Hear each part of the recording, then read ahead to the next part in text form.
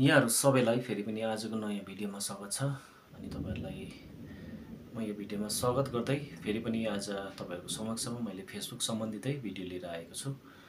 अनि अघिल्लो भिडियोमा मैले तपाईहरुले चलाइराख्नु भएको अथवा हामीले चलाइराखेको प्रोफाइललाई फेसबुक प्रोफाइललाई कसरी पेजमा कन्भर्ट गर्नुपर्ने भन्ने विषयमा तपाईहरुलाई मैले मेरो अनुभव अनुसारले अनि मैले अहिलेसम्म फेसबुकमा काम गरेको एक्सपिरियन्स अनुसारले मैले तपाईहरुलाई सिकाएको थिएँ। अनि धेरै जनाले तपाईहरुले आफ्नो प्रोफाइललाई पेजमा कन्भर्ट गरिसक्नु भएको रहेछ। अनि तपाईले थुप्रै मेसेजहरु पोजिटिभ मेसेजहरु तपाईले गर्नुभयो, जसको लागि पनि तपाईलाई धन्यवाद छ।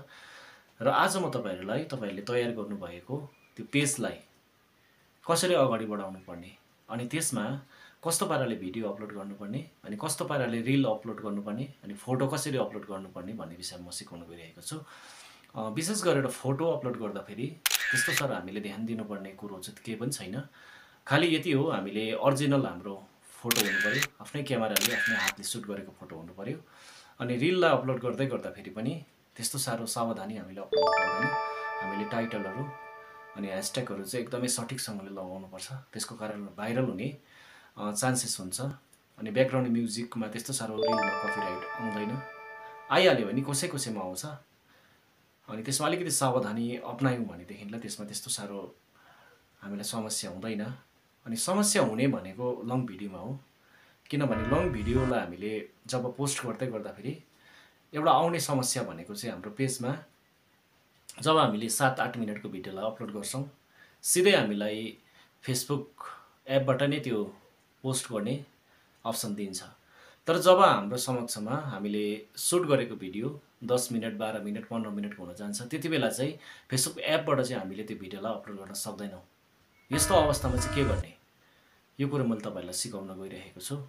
अनि यस्तो अवस्थामा चाहिँ कसरी त्यो भिडियोलाई अपलोड गर्नुपर्ने तपाईहरु हेर्नुस् है त। प्राय हामीले फोटो भिडियोजहरु अपलोड गर्दा यो फेसबुक एपबाट यसरी अपलोड गर्ने अप्सन हुन्छ। अनि यहाँनिर अपलोड गर्ने भिडियो देखाउँछ, शो गर्छ। तर जब हाम्रो समक्षमा लङ भिडियो हुन्छ अनि त्यो चाहिँ यहाँबाट अपलोड हुँदैन। यसको लागि चाहिँ हामी डाइरेक्ट ग्यालरीमा जानुपर्ने हुन्छ। अनि यहाँनिर त्यो अपलोड नभएको भिडियोलाई सिलेक्ट गर्नुपर्ने हुन्छ। अनि त्यसपछि डाइरेक्ट शेयरको बटनमा थिचेर फेसबुक एपमा क्लिक गर्नुपर्ने हुन्छ यहाँनिर। अनि यो एपमा क्लिक गरिसकेपछि डाइरेक्ट यो खालको अप्सन आउँछ। अनि त्यसपछाडी भिडियो अनुसारको टाइटल यहाँनिर लेख्नुपर्ने हुन्छ। अनि यहाँ टाइटल लेखिसकेपछि यसलाई चाहिँ सिधै कपी गरेर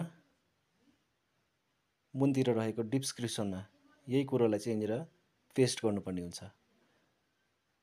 पेस्ट गरिसकेपछि अनि यो भिडियो सुहाउँदो ह्याशट्याग यहाँनिर लाउन सकिन्छ, भिडियो सम्बन्धित। अनि यहाँनिर मजाले भिडियो सम्बन्धित ह्याशट्याग लगाइसकेपछि यो भिडियोलाई चाहिँ यहाँ मुनिबाट शेयर गर्न सकिन्छ। र साथीहरु, यस्तो पाराले लङ भिडियोलाई अपलोड गर्न सकिन्छ। टाइटल यसरी लेख्न सकिन्छ अनि डिस्क्रिप्सन यसरी लेख्न सकिन्छ अनि ह्याशट्याग पनि यसरी लाउन सकिन्छ। अनि यसमा हामीले ध्यान दिनुपर्ने कुरो भनेको ब्याकग्राउन्ड म्युजिक चाहिँ हामीले एकदमै ध्यान दिनुपर्छ। किनभने बादमा गएर प्रब्लम आउने, हामीलाई समस्या आउने भनेको यो ब्याकग्राउन्ड म्युजिकले गर्दा नै हो। अनि ज्यादातर हामीले हाम्रो भिडियोहरुमा ब्याकग्राउन्ड म्युजिक नचलाएकै बेस्ट हो। तर पनि यदि हामीलाई त्यो भिडियोलाई अझै आकर्षक बनाउनको लागि, अझै राम्रो बनाउनको लागि हामीले ब्याकग्राउन्ड म्युजिक युज गर्छौं भनेदेखिलाई म्युजिक चाहिँ हामीले एकदमै सठिक ठाउँबाट उठाएको हुनुपर्छ। कपिराइट म्युजिकहरु हामीले चलाएको हुनु हुँदैन। अनि हामीलाई फेसबुकले नै त्यो म्युजिक पनि प्रोवाइड गर्छ। फेसबुक लाइब्रेरी मार्फत हामीले त्यो म्युजिकहरु डाउनलोड गर्न सक्छौं। यसको लागि पनि म तपाईहरु समक्षमा अर्को एउटा स्पेशल भिडियो लिएर आउने छु। अनि यसरी अपलोड गर्न सकिन्छ भिडियो। अनि अपलोड गर्दै जानुपर्छ, हामीले रिलहरु अपलोड गर्दै जानुपर्छ, फोटोहरु पनि हामीले अपलोड गर्दै जानुपर्छ, साथसाथै लङ भिडियोलाई पनि अपलोड गर्दै जानुपर्छ। अनि सकभर र सम्भव भयो भनेदेखिलाई लाइभ पनि आउनुपर्छ। यसो गर्दा चाहिँ फेसबुकमा अझै हामीले ग्रो पाउँछौं, रिच बढेर जान्छ, भ्युज बढेर जान्छ, फलोवर्स पनि बढेर जान्छ। यस्तो पाराले हामीले अपलोड गर्दै जानुपर्छ भिडियोहरु। अनि अर्को भिडियोमा चाहिँ म तपाईहरु समक्षमा हामीले अपलोड गरेको भिडियो अनि हामीले अपलोड गरेको रिल अनि फोटो कसरी मोनेटाइज हुन्छ, कस्तो पाराले चाहिँ पैसा कमाउन सकिन्छ, अनि त्यसको के क्राइटेरिया छ, के कस्तो पाराले चाहिँ हामीले त्यसमा चाहिँ अर्निङ गर्न सक्छौं, अनि कस्तो पाराले अनि कुन क्राइटेरिया पूरा गरेर चाहिँ सेटअपको अप्सन आउँछ, सबै कुरो म अर्को भिडियोमा तपाईहरुलाई लिएर आउने छु।